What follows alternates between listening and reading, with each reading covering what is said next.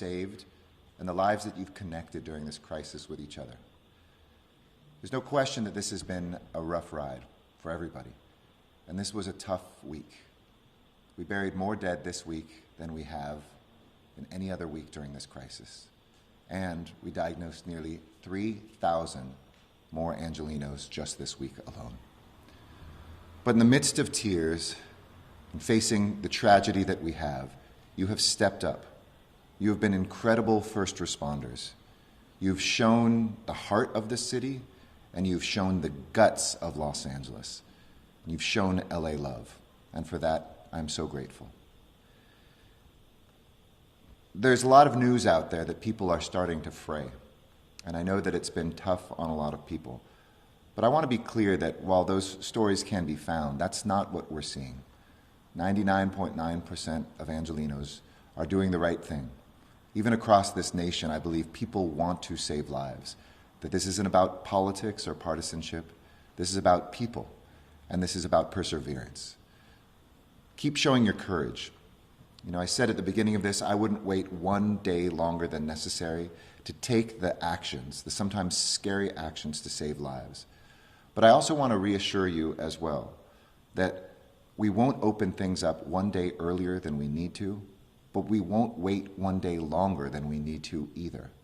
We will continue to be guided by health professionals, by science, by doctors, not playing any games with your life or your lives, but we will do what is right for the life of Los Angeles, now and in the future.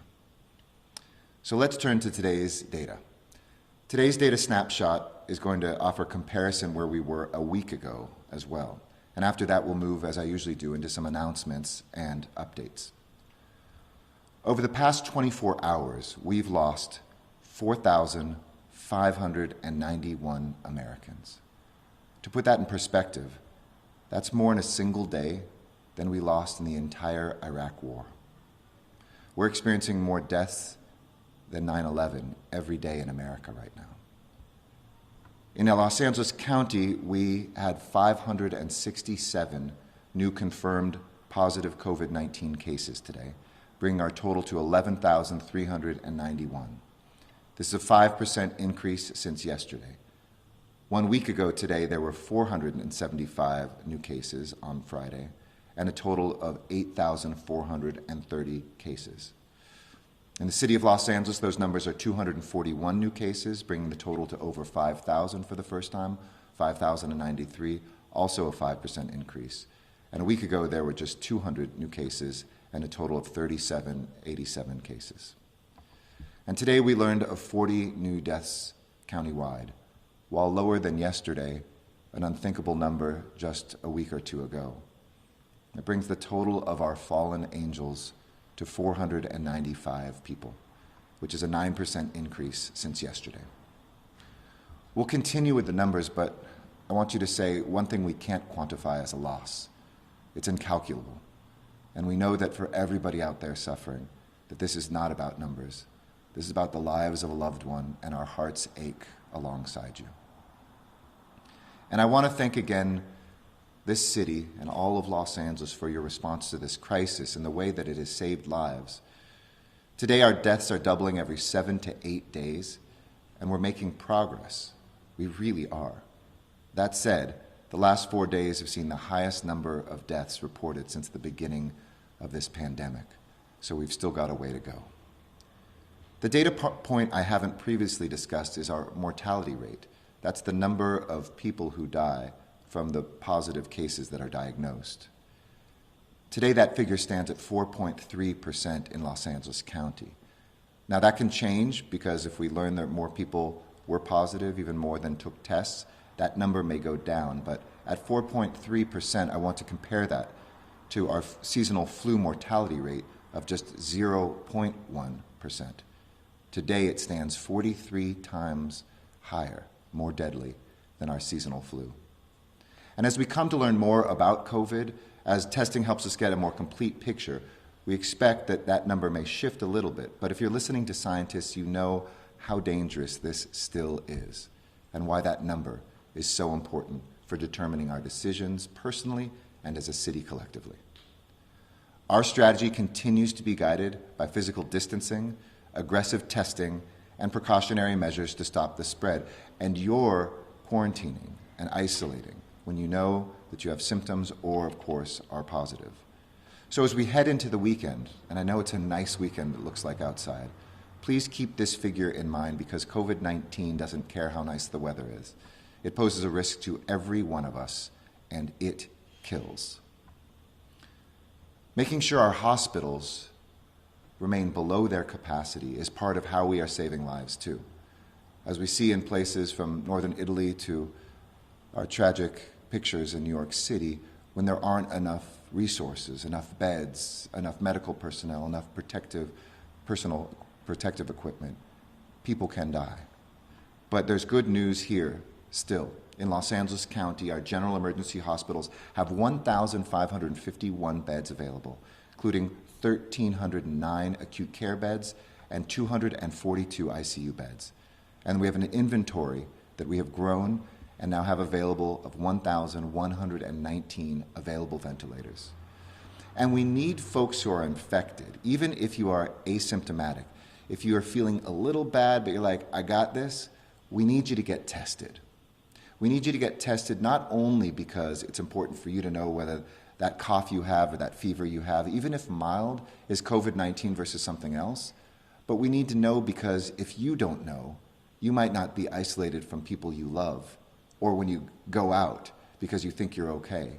And that kills people. That kills people you love, that kills your neighbors, that kills your housemates, that kills your family. So please do get tested, even if you have mild symptoms. Last week, a week ago, we had 19 testing locations across the city and the county. Now there are 30. And I want to thank everybody in the city who's been working on this, and especially our county partners who have just turned up the volume and gone to so many more cities and neighborhoods to make sure everybody has a testing location near them to either drive through or walk up to. Across our city and county sites last Friday, we had the capacity to test 6,000 people, and we had tested cumulatively about 37,000 at those sites. Today, we have the capacity to test nearly double that in just 1 week, 12,000 people a day. And by the end of today, we will have tested a total of 67,000 people, nearly doubling what we had just a week ago. There's about 145,000 tests a day being done in America. And with a capacity of close to 12,000 in a county that just has 3% of the population, that is something to be very proud of. And I want to thank every volunteer and firefighter, everybody working to procure the tests, every lab technician who's turning those around, and everybody who's going to get a test for making sure that Los Angeles can continue to grow that capacity. Because we're working not just to save lives, but also livelihoods. And when you get a test, that helps us all. So one more time, go to coronavirus.lacity.org/testing. Anybody with any symptoms, any age, anywhere in the county can get a free test. We know how hard this has been and how many people are hurting when it comes to our livelihoods. In fact, USC Dornsife Center for Economic and Social Research showed that fewer than half of Los Angeles County residents, about 45%, still have jobs. At the beginning of March, that was 61%.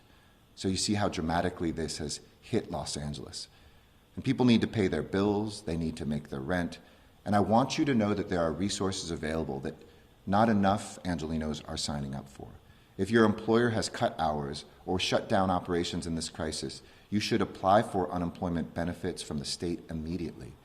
And we know the federal rules have changed too, so folks that are independent contractors can now apply for unemployment as well.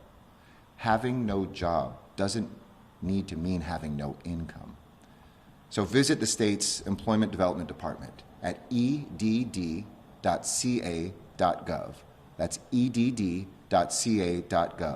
And if you need help navigating the application, if you've never filled it out before, call into one of our city's worksource centers or call 311 and we'll connect you there to reach your nearest location. And remember, for those of you who still want to work in a critical industry that's hiring today, whether that's in a grocery store or making deliveries or in a hospital, go to that portal that we set up at the very beginning of this, because there are still jobs available, at lajobsportal.org. That's lajobsportal.org. Working families have been hit so hard in this emergency, and it's also underscored all the inequalities that we have in our society. The work that still needs to be done for racial and economic justice, for those of the community that have underlying health conditions, how hard hit it has been, and of course we know among the most vulnerable population are Angelinos who are experiencing homelessness. Our homeless neighbors know that this was a crisis long before COVID-19 hit. We're already confronting this crisis with record investment, building more shelter beds than any city in the country, over 2,000 of them in an 18-month period. But tonight I'm enacting some orders to help accelerate the work that we are doing, to extend our affordable housing, to make sure that fewer people stay or become homeless.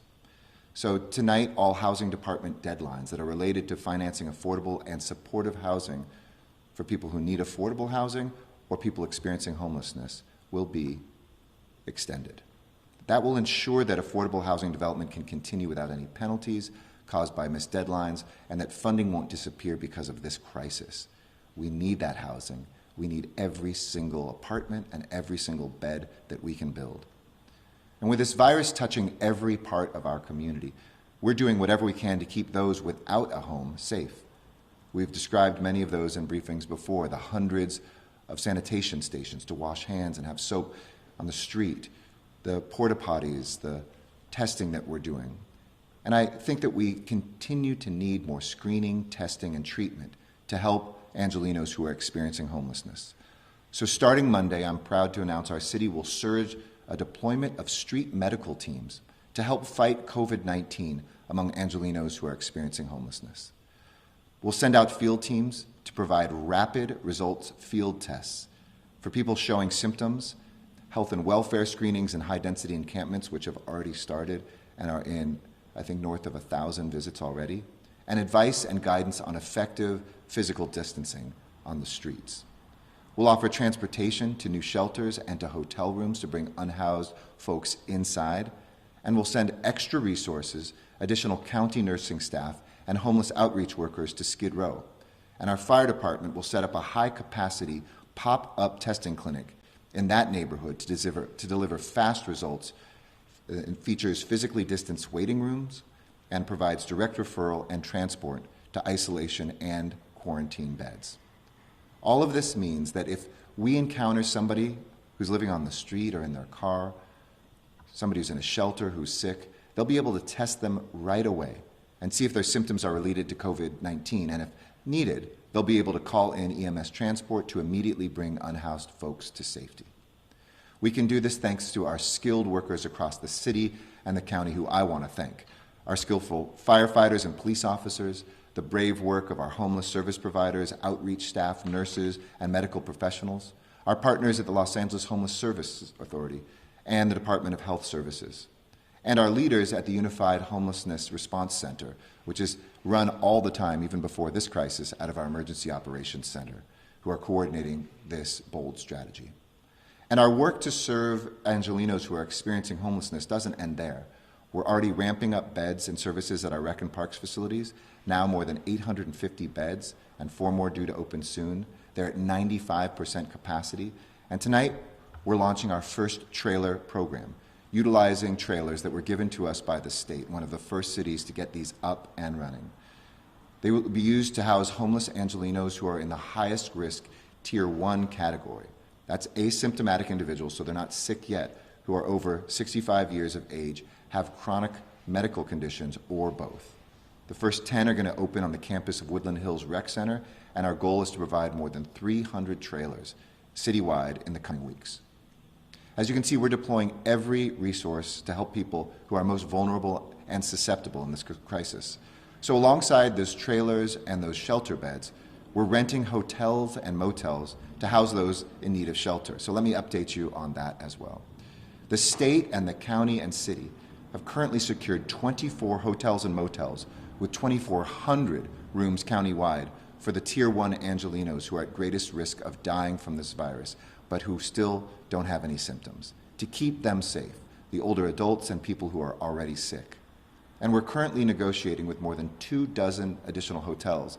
In fact, some of those I think are being signed even as I speak, to add thousands of additional rooms across the county in the weeks ahead.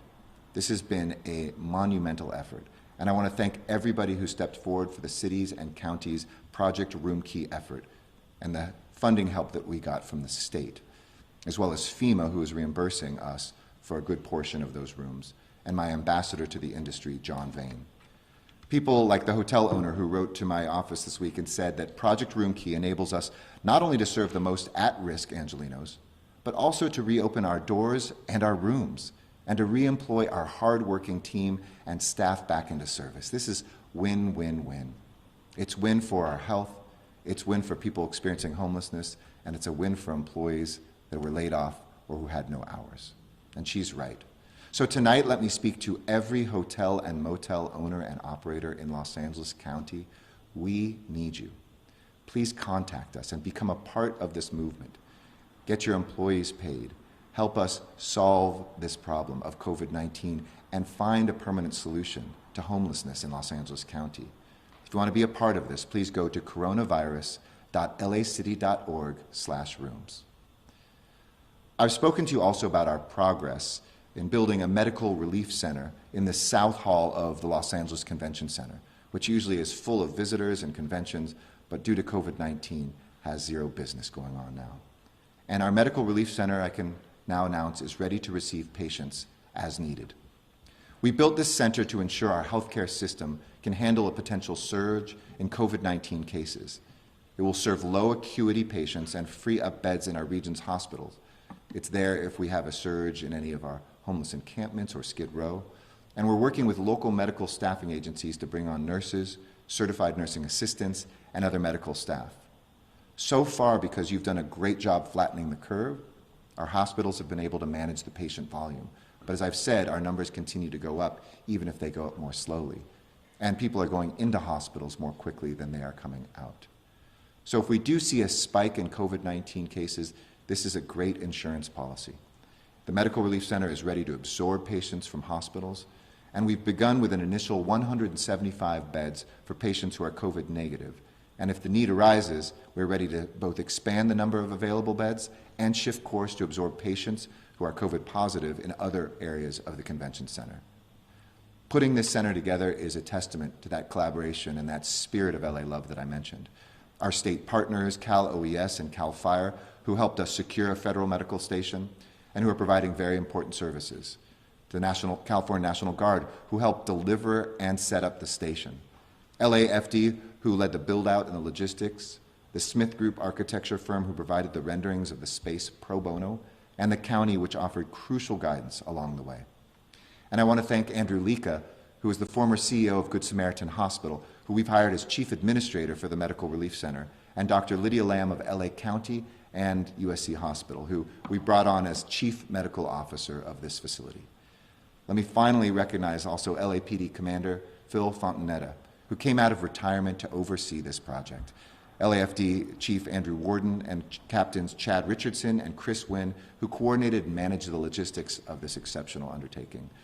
And I'd also like to acknowledge one additional person on my staff, Jason Crockett. You're doing an amazing job, Jason, and thank you. While we pray for these beds to go unused, it gives us all greater assurance that we are prepared to care for Angelinos no matter what happens in the weeks ahead. Being prepared also means being ready to deliver assistance to all of Los Angeles. That's what our philanthropic efforts have been about throughout Los Angeles. You heard last night about CORE. Each night you hear about what we're doing at the Mayor's Fund. And on Tuesday, as I mentioned, we started accepting applications for Angelino Cards, no-fee debit cards providing direct financial assistance without prejudice to the hardest-hit families in our city. And we're still tallying the final figures, but after applications closed for this round last night, as I said, the more money we raise, the more we can give out. It appears that in just 3 days, more than 454,176 applications were submitted. And I want to be clear, that's more than there are going to be cards for now. But with your help, we can continue adding more. And this week, we will start sitting down with those families and those applicants to make sure we can get those cards out as soon as possible to relieve the stress, to relieve that pressure, and to relieve some of the bills that people have. So we will contact applicants moving on through the process to let them know the next steps. And we'll also send text messages and emails to those who aren't receiving cards at this time. It's going to be done randomly, but you'll still stay in the mix. And as we raise more dollars, we may be able to get in contact and give you more. But also, please be aware of scams. This made such huge national news that we had people from all over the country trying to get these cards as well, and no official will ever call you and ask for your information, like a social security number or a bank account.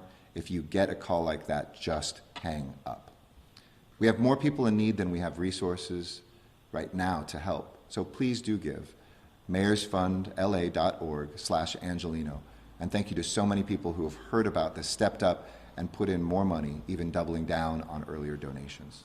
We're all in this together, and we're going to get through it together. Finally, let me just say in conclusion, I know how sad this week has been. Many of us have spoken with families of the fallen, with people who themselves were unable to hold their loved ones when they died as a result of COVID-19. It left more families that are grieving a parent or a grandparent, a friend, and we're here to grieve with you. One of the cruel things about this is that we can't be together at some of the saddest moments in our life. We're hurting, we're worried, but I want you to know we are not powerless. We have the power to help one another. We have the power to change the destiny of this city. We have the power to change the direction, not just now of getting through this crisis, but what sort of city we want to build coming out of this. This Sunday, by charter, I'll be giving my annual State of the City address, and I'll be going a little deeper into what this has meant and what we might be able to do in the days ahead. But I want you to draw on the power that you have, to not feel powerless or lonely at home, but to feel powerful as part of this city of angels. So stay safe and stay healthy, and please stay at home. Thank you, and all strength and love to each and every one of you. With that, I'm happy to answer questions. And our first question comes from the line of Steve Gregory with KFI News. Please go ahead. Hey, Steve. Hey, good evening, Eric. Thank you for taking the call. I just had a quick question about your opening statements about, because what we're seeing out in the field is a little different than what you just described about people not staying home.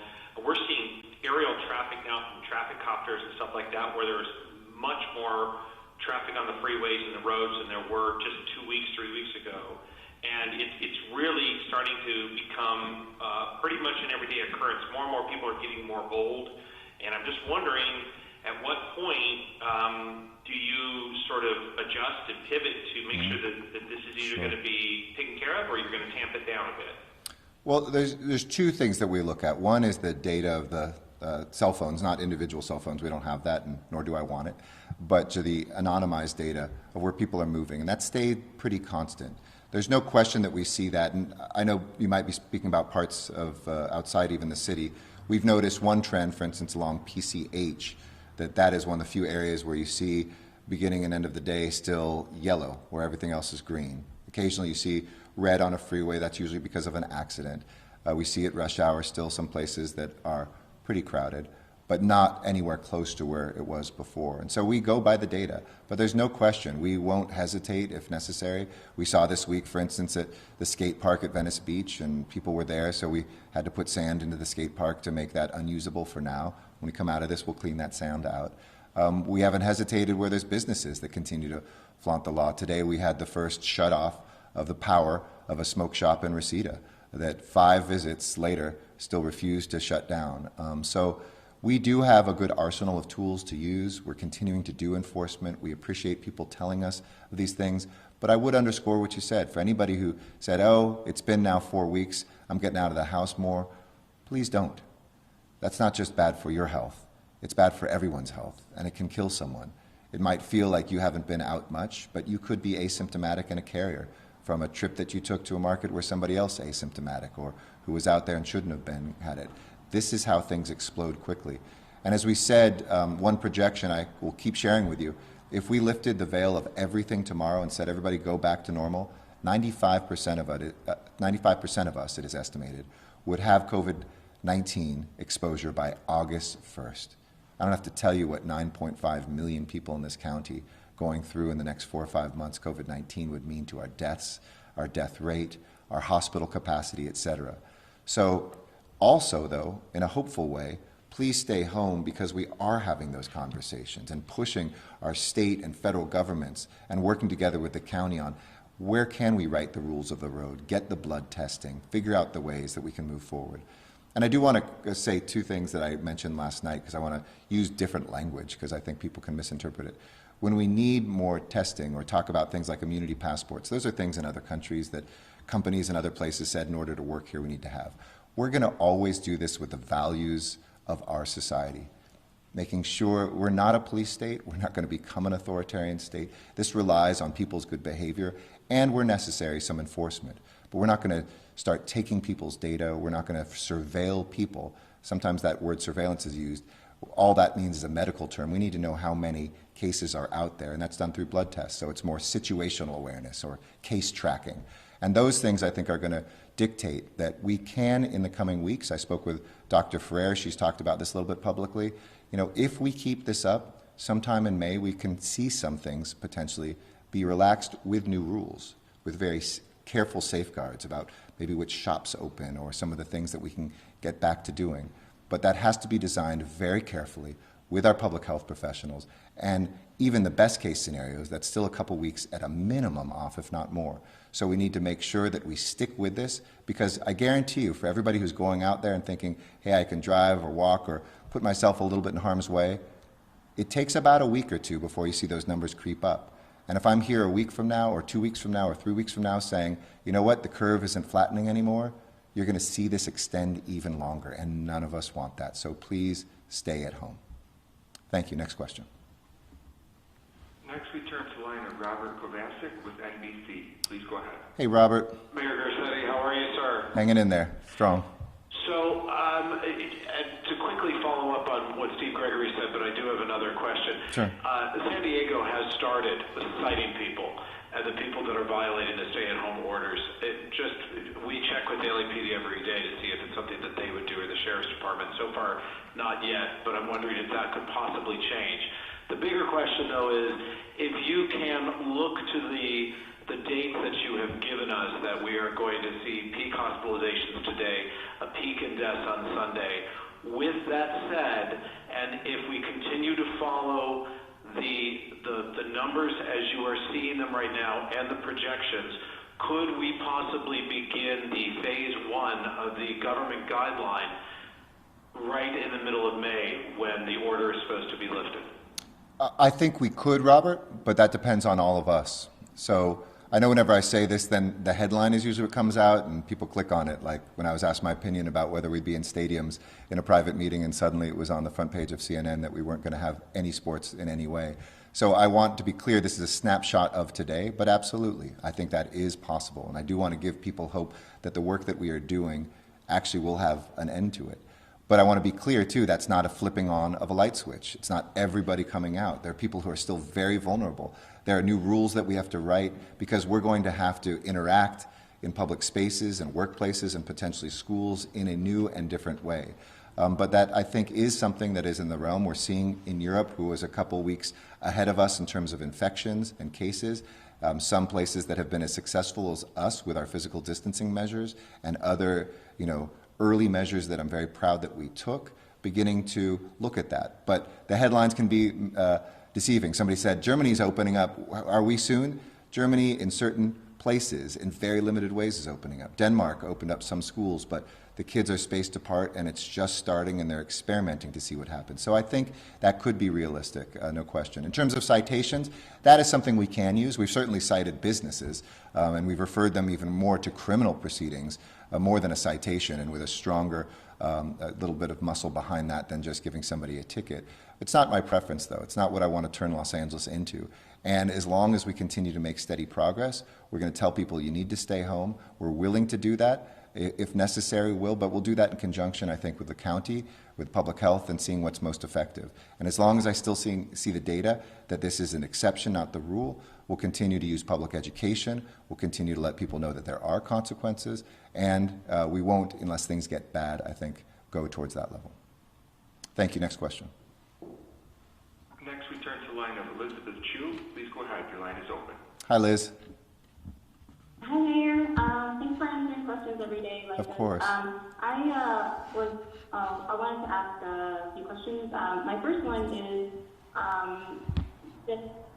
you're doing your State of the City address that will take stock of the last year and to chart your vision for the upcoming year, the priorities. I was wondering how you plan on tackling that in this context. And I have two other questions. One's about whether there's a goal for how many tests to be made available per day that you think will allow for widespread testing to be available even to people without symptoms.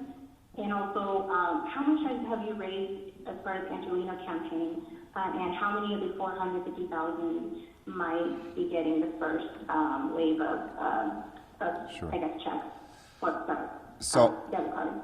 I'll work my way backwards, Liz. We don't know because it'll depend on the size of the families. It's 700, 1,100, or 1,500, depending. So part of that will depend.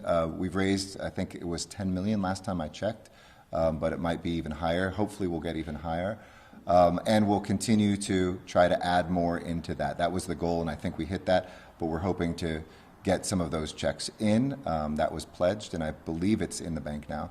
And my goal is to, every moment we can, if we can double that, we can help twice as many people. If we can triple it, we can help 3 times as many people. And I would really encourage those of means who can. This is a moment to dig deep. If you have savings or you've been lucky with your life and have millions of dollars, this is a moment to share that. And I think for so many of us, my wife and I, we have done that. We have. Everybody's given, whether it's $5 if they can, or $1,000 if they can, or $20,000, or some people who can have given millions. And I'm so grateful to them, but that will ride on how much, but we're up to 10 million, I'm confident already. A second, with widespread testing, there isn't a magic number where we can start testing people who are not symptomatic at all. And because you have, at that point, 10 million people to test. And while our capacity is probably in the top 5 in the country and one of the top cities in the world, quite frankly now, we unfortunately don't have anywhere close to 10 million tests that we could do, testing people with the virology tests frequently, like once a week or even once a month. So that's still a while off. But we may be, in coming weeks, if we continue to build at this pace, be at a place where everybody who's symptomatic can be tested and they're not fulfilling all those tests. We will start to look at asymptomatic people, especially for that situational awareness that I mentioned, knowing how many people actually have it. And I hope that we can offer some of those tests with the blood tests that we're undertaking. Because remember, blood tests are a historical snapshot. Did I ever have COVID-19? Because the blood test will show antibodies generated in response to that. But it doesn't say whether you're contagious or not. At the same time, virology tests show you whether you're contagious right now, whether you have symptoms or not. And if we could give those to the same people, we could see, are some people getting, showing evidence that they had it, but they are not contagious, or vice versa, some people contagious, but the antibodies have not yet been created. So we can look at using that to further the work that we're doing that will help us get to a place where we can open more quickly different parts of the city. And then third, State of the City, I just have to say, stay tuned. I don't want to give the speech now that I have to give on Sunday, but I'll tell you the values behind it, that this is an immensely difficult year, that we will have to make cuts in our basic city services, that we will have to tighten our belts and have shared sacrifice as a city workforce, that some of the most important things that have been laid out in this crisis of our values, but also our priorities, need to continue around public safety and health and housing. And then lastly, I want to challenge our city not just to think about trying to rebuild the city of old, but how do we take this moment and a tragedy and from it find some triumph of a way that we could rebuild a city that doesn't just come back economically, but is more fair for people of color who don't have the same starting line that other people do, for poor folks and immigrants, for people who've experienced violence, for children who are in schools that don't have the same education as other schools. Those sorts of questions is something that I'm going to are something that I'm going to propose this Sunday, and challenge us to not think about just getting through this, but getting through this stronger and better than we were before. Thanks, Liz. Next question, please. Next, we turn to the line of Ben Areskis with LA Times. Please go ahead. Hey, Ben. Hello, Mayor. Hope you're feeling better. I am. We have heard, Doug and I have heard from county officials and city officials as well, that how with Project Room Key, there's been some challenge or struggle to lock down rooms in hotels for homeless people downtown near Skid Row. Yep. Have you determined whether you have the legal power, authority to force hotels to be used as housing for homeless people or anyone during this emergency, even if the owners of these hotels don't want that to happen? Sure. And if you've chosen not to go that route, why is that? So we have made some good progress. I hope that some of the things that we were talking about earlier in terms of some of the contracts that are under negotiation right now should be announced in the coming week. So that was a priority, and I think we've made some headway in downtown. I do have the authority, that we have the obligation financially in those places as well. I can take property as part of the emergency powers, but we are liable for that, and that can be a long, drawn-out fight that sometimes is more expensive than good negotiations. And I will not take that off the table if that's necessary, and we're coming up short. I think this week, finally, we saw some really good progress, and there's been heroic work by the county, by the state leading up to this. It is not taking a single thing away from them. I'm really glad that we could add John Vane as the person who's sitting down and talking to more hotels and more motels. And it's not just in LA City, of course, it's throughout the county.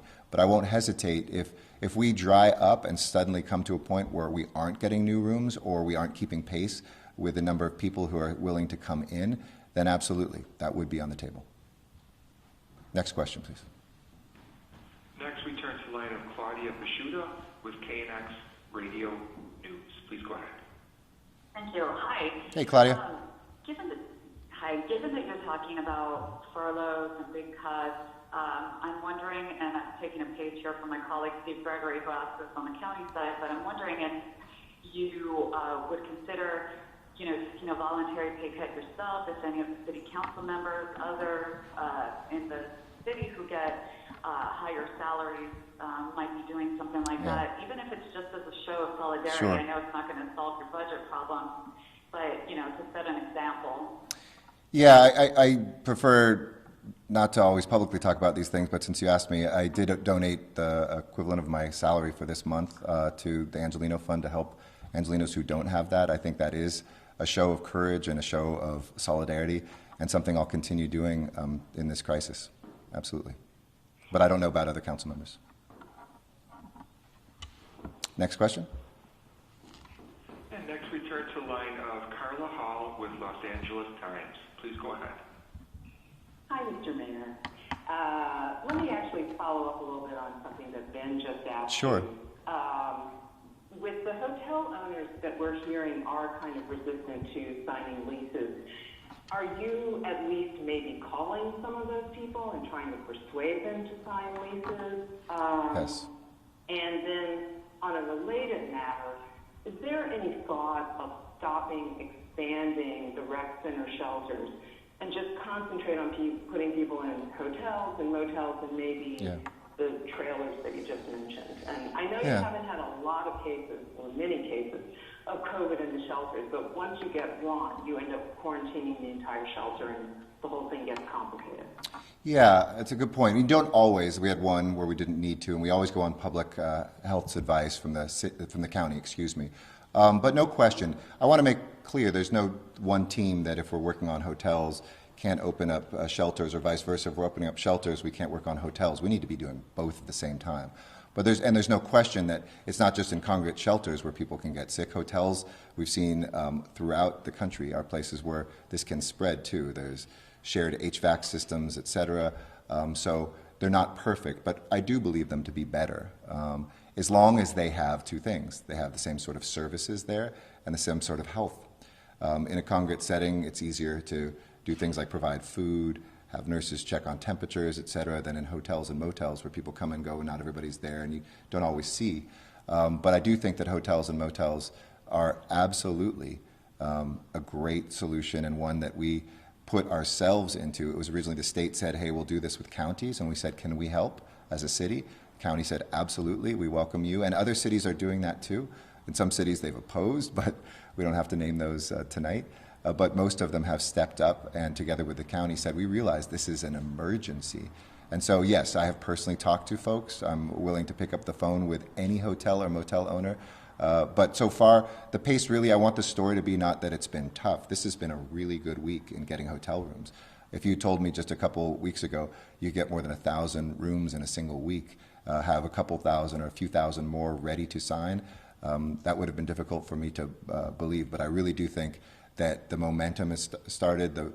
It's well past the pump being primed. We're getting a lot of interest. We're signing a lot of contracts. We won't always be able to say where they are, to be clear, too, because remember, not just going for folks that are experiencing homelessness, but sometimes a mix of people who are not and or who are experiencing domestic violence. And we had direct contacts. I've talked to one hotel owner, for instance, that helped us make sure that we had a hotel for victims of domestic violence because nobody was moving out of shelters, understandably, and a lot of people needed to move into those to save their families. I hope that helps. Next question. Thank you. Next, we turn to the line of Kate Nishimura with the Sourcing Journal. Please go ahead. Hey, Kate. Good evening, Mayor Garcetti. Thank you so much for taking my question. Of course. We are a publication that serves the fashion industry and its retail and supply chain partners. My question for you is for the massive network of LA brands, retailers, and manufacturers that are dealing with store closures and other disruptions to their businesses. I know many are already engaged through the LA Protects program led by your office to manufacture much needed PPE, but what other measures can members of this industry take to stay engaged with the community and maintain the health of their businesses through this crisis? Absolutely. Look, we're going to be looking together, and it was great to see the governor's announcement of his economic task force and some great Angelinos that are serving on that.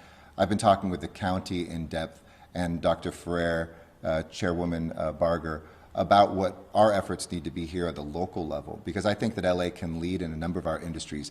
We can write the rules potentially for the country and the world on entertainment and music. How do we get back to filming? How would we have concerts even if there's no audiences? Sports, things like that. And fashion is one of those areas that we've talked a lot about. The apparel industry, my grandfather was a tailor. That's part of the reason I'm here today, was because the opportunities the city afforded him in the apparel industry. And we have to make sure we don't lose those jobs and lose them permanently. So LA Protects was the first part. As you mentioned, this is the facial coverings being made by LA sewers and LA sewing machines.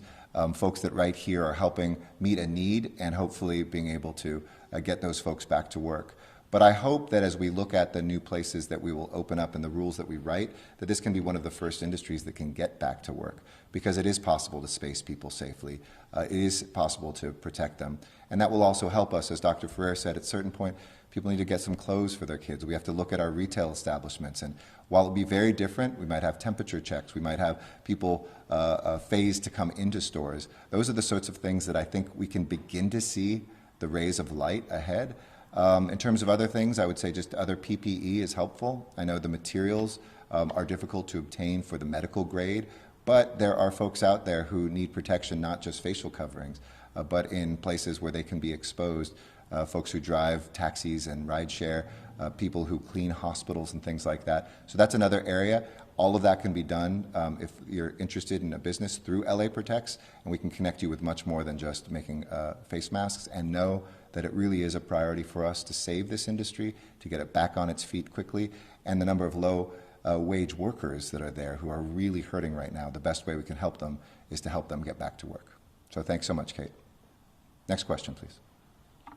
And our final English question comes from the line of Doug Smith with the Los Angeles Times. Hey, Doug. Hello, Mr. Garcetti. I wanted to ask you, you have alluded to the fact that there have been cases at shelters, positive tests at shelters. Are you considering, or have you started doing any preventative surveillance testing at shelters?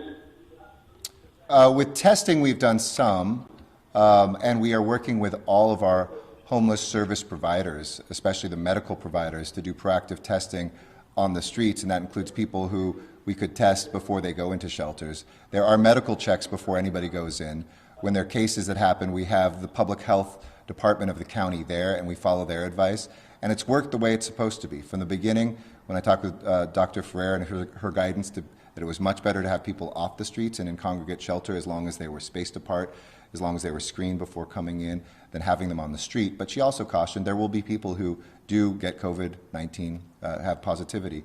But with folks there having facial coverings, folks spaced properly. It's much better than on the street. So far, it's worked the way it's supposed to. But in terms of going in there and testing everybody, we've done that in cases where we've had somebody test positive, but not proactively yet. We didn't have enough testing for that. But as I mentioned, we're starting that targeted testing towards folks that are on the streets and who may be living in shelter, especially here in Skid Row with the pop-up that we'll do, and that will allow us to have those tests. We've also talked to some shelters that are privately run, and we've been able to provide them with testing to proactively done that. And by privately, I just mean by nonprofit groups that aren't part of the rec and park shelters. Thanks, Doug. Next question. I think there's one in Spanish, is that right? And our next questions come from Spanish. First from Abel Alamillo with Telemundo 52. Please go ahead. Okay. Good evening. Buenas tardes. Hi, Mayor. In regards to the use of motels and hotels, would symptomatic homeless patients be housed at these locations? And what would you tell those residents who oppose having motels and hotels house the homeless in their communities? So I'll answer this in English. I think people have, for the most part, really embraced this, and I want to thank folks because they know that there's been a public health crisis called homelessness long before COVID-19, and the best way we can start to serve that is getting more and more people indoors. There's never 100% agreement, and those who oppose and sometimes have louder voices. But besides a case or two that I've talked to supervisors about, cities have embraced this, and sometimes some of the motels that we're talking about have themselves been problems. They've been places of prostitution or drug use. They've never had security on site the way that these do, never had services on site the way that these do. So it actually is an upgrade to look at using them as a shelter as opposed to some of the uses in the past. So I would say we can save a life and we can transform a life. And in terms of the rooms themselves, there's two different types of them. There's Tier 1, which is for folks who have not yet had any symptoms, and we're keeping them safe because they're very vulnerable.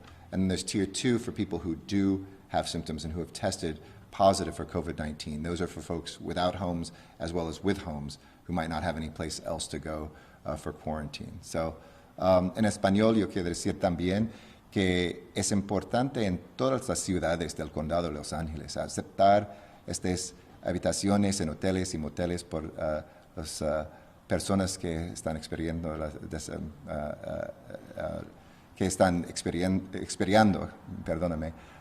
indigencia. Los indigentes de Los Ángeles merecen un lugar seguro donde nosotros podemos obtener seguridad, comida y cuidado médico. Y es mejor en nuestras comunidades a tener nuestros hermanos y hermanas de las calles en hoteles y moteles en las calles, en los campamentos donde COVID-19 es una amenaza muy grande. Espero que todas las comunidades no solamente puedan aceptar pero con el condado y el estado nosotros podemos encontrar más dueños de estos hoteles y moteles que pueden dar estas habitaciones a la ciudad, el condado, porque también sus empleados pueden trabajar.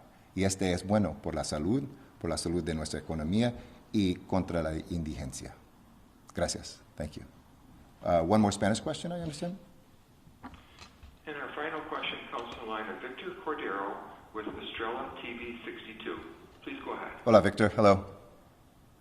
Alcalde, ¿qué tal? Muy buenas tardes. Buenas tardes. Thank you very much for doing this and answering questions. I'm going to ask in English and then I'll try to do it in Spanish really quick. Okay. I remember the first time that you did the virtual press conference, like if it was yesterday, and sometimes again, I think it was like ages ago, when you said at the end, our lives will change forever. That still bounces in my head, like I even get the chills. If you can talk to us really quick, after a few weeks of being in quarantine, how has this changed our lives? And how is this going to be our new normal? When kids go back to school, when we can go back to a restaurant, or when we can go back to a concert or a sports event. I'm going to do it in Spanish really quick. Sí, Alcalde, claro. cuando dio su primera conferencia de prensa virtual, yo me sorprendí mucho, como si lo escuché ayer o como si han pasado décadas, cuando usted dijo que, para terminar, que a partir de ese día la vida de nosotros, los angelinos, iba a cambiar para siempre.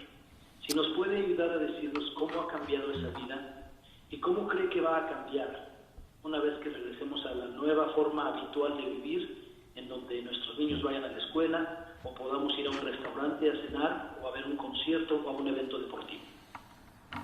So in English firsts, our lives have changed fundamentally, but I hope not permanently. And I know in my bones it's not permanent, that this will not be the way of the future forever, and that our diligent and hard work to respect the order, safer at home, has made sure that lives have been saved and that days have been shortened when we will return to being outdoors. It won't happen in one day and it won't happen all at once, but it will happen. And I think what's changed is a couple things too. For our children, this will be the fundamental moment of their childhoods. This will be like their 9/11. This will be like their Challenger disaster, these moments in time that are seared into us, our earthquake here. This will be like all of those put together and extended. Days feel like years today, and I hope that one day years will seem like days. And we'll remember these dark days, but we'll be proud of them. And I hope that the last thing that changes is not just the economy, but that if we come back together, that we will see a changed attitude towards one another. Look, I'll be honest with you, I think a lot of people feel like we're at that moment where this might start to fray. I'm confident that we all can lead away from that this doesn't have to go back to us hating each other because of what party we're a part of, or what color we are, or what religion we have, that we practice. We can't go back and let this be a tribal moment or a desperate moment. We have to remember the best moments of this crisis, which 99% of the time has been when we've helped a neighbor, shopped for a senior, given a donation to a food bank, made sure that somebody who is our son or daughter isn't scared, and that we apply that to making sure that when this crisis is over, that we make sure that every kid has the same start, that we don't drown people in college debt, that we don't have more homeless on the streets of this city than anywhere else, that our immigrants are not forgotten. I hope that's what will change in a positive way from this. So, simplemente esta crisis ha cambiado nuestras vidas. No es normal, pero el nuevo normal no debe ser las condiciones de hoy, pero pueden ser nuestros sueños de mañana. Espero que durante esta crisis, este trauma para nuestros jóvenes, por ejemplo, por nuestros hijos, este es como 9/11 o un terremoto, es los días más importantes de su juventud. Pero después de este desastre, espero que nosotros podamos recordar los actos de generosidad, de amor, que nosotros tendremos una ciudad donde inmigrantes están respetados, la gente en las calles no existen, y tenemos la oportunidad a cambiar nuestras actitudes en este país y tal vez en esta ciudad también. Yo tengo mucho orgullo ser el alcalde de esta ciudad de Los Ángeles, pero necesitamos recordar nuestro nombre y acta como los ángeles que somos. Y si este es el resultado de este tiempo, es una victoria muy grande durante una tragedia muy grande también. I'll now switch to Spanish for my evening remarks. For everybody else, I wish you a good weekend, a strong weekend. Please stay at home. Do everything to show that love and that support of one another. Thank you. Muy buenas tardes, Los Ángeles. Ya hemos estado cumpliendo con la orden más protegidos en casa por un mes, 4 semanas. Y al quedarse en casa, están salvando vidas. Ustedes han demostrado mucho valor. Ustedes han salvado más vidas de lo que es posible imaginar. Gracias. Ahora los datos. Hoy hubieron 567 nuevos casos en el condado de Los Ángeles, llegando a un total de 11,391. En la ciudad tuvimos 241 nuevos casos, llegando a un total de 5,900 93. Hoy fallecieron 40 personas más en el condado, llegando a un total de 495. Y fue más durante esta semana en las otras semanas.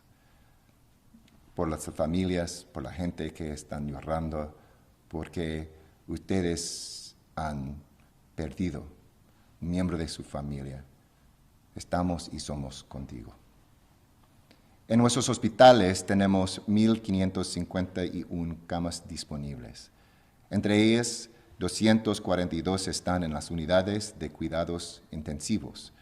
Tenemos 1,119 respiradores disponibles. Tenemos capacidad de hacer pruebas para 12,000 personas al día. Y hasta ahora hemos hecho pruebas a más de 67,000 personas.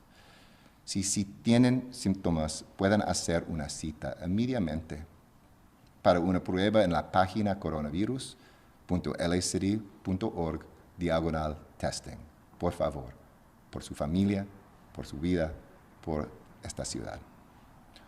Un informe hoy de USC, la Universidad de California Sur, revela que menos de la mitad de los residentes en el condado de Los Ángeles, el 45%, todavía tienen empleos. En marzo este número fue 61%. Si su empleador le ha cortado sus horas por el resultado de esta crisis, debe aplicar para beneficios de desempleo del Estado inmediatamente usando la página edd.ca.gov. Y si necesita ayuda con su solicitud, pueden llamar al 311, un servicio gratis de la ciudad. Y recuerde que lanzamos la página lajobsportal.org para ayudar a angelinos a encontrar un empleo. Y hay empleos por angelinos. Seguimos nuestro trabajo para proteger a nuestros residentes vulnerables sin hogar. El lunes, la ciudad de Los Ángeles va a desplegar equipos de atención médica para ayudar a nuestros vecinos sin hogar y ofrecer pruebas de detección en campamentos y educación sobre cómo mantener la sana distancia. Además, ofreceremos transporte a un refugio o hotel para alojarlos. Colaboramos con el condado. Ahora tenemos más de 900 habitaciones en hoteles y moteles en la ciudad y casi 2,400 en el condado, pero necesitamos 15,000 en total. Por eso, esta noche quisiera hablar con los dueños de hoteles y moteles en Los Ángeles. En este momento de necesidad, le estamos pidiendo que tengan el mismo espíritu de generosidad y bienvenida a la gente que no tienen dónde vivir. Si tienen cuartos disponibles, su ciudad lo necesita. Visite el sitio coronavirus.lacity.org/rooms para unirse a nuestros esfuerzos. El Centro de Alivio Médico, abriendo en nuestro centro de convenciones, ya está listo para aceptar pacientes para asegurar que nuestros hospitales pueden manejar un gran número de casos de COVID-19. Hasta ahora, nuestros hospitales tienen suficiente capacidad, pero sabemos que esto puede cambiar en un momento. Empezamos con 175 camas para pacientes sin COVID-19 y si cambia la situación, estamos preparados para ajustar para el aumento. El martes empezamos aceptando solicitudes para la tarjeta Angelina, tarjetas de débito sin tarifa para ofrecer asistencia financiera directamente para familias en Los Ángeles afectadas por esta crisis. En solo 3 días recibimos más de 454,000 aplicaciones. Empezaremos distribuyendo las tarjetas la semana próxima y estaremos en contacto con los aplicantes durante todo el proceso. Enviaremos textos y correos electrónicos a personas quienes no recibirán tarjetas en este momento, pero continuaremos aceptar más dinero, donaciones de nuestra gente en la ciudad y daremos más y más dinero en las próximas semanas. Por favor, sean conscientes de fraude también. Nadie le debe pedir su número de seguridad social o cuenta bancaria por teléfono. Si tiene duda, cuelga la llamada. Hemos visto más gente en necesidad sin tener los recursos para ayudarlos. Si pueden contribuir cualquier cantidad, por favor visite mayorsfund.la.org/Angelino. Necesitamos más ayuda y nosotros podemos distribuir más ayuda. Esta semana fue muy difícil. Perdimos a mucha gente y muchas familias están llorando la pérdida de un ser querido. Estamos sufriendo, pero no somos impotentes. Podemos salir adelante con quedarnos en casa. Entonces, hermanos y hermanas, quédense en buena salud, quédense protegidos y quédense en casa. Mucha fuerza, mucho amor. Hasta lunes. Gracias and thank you, Los Angeles.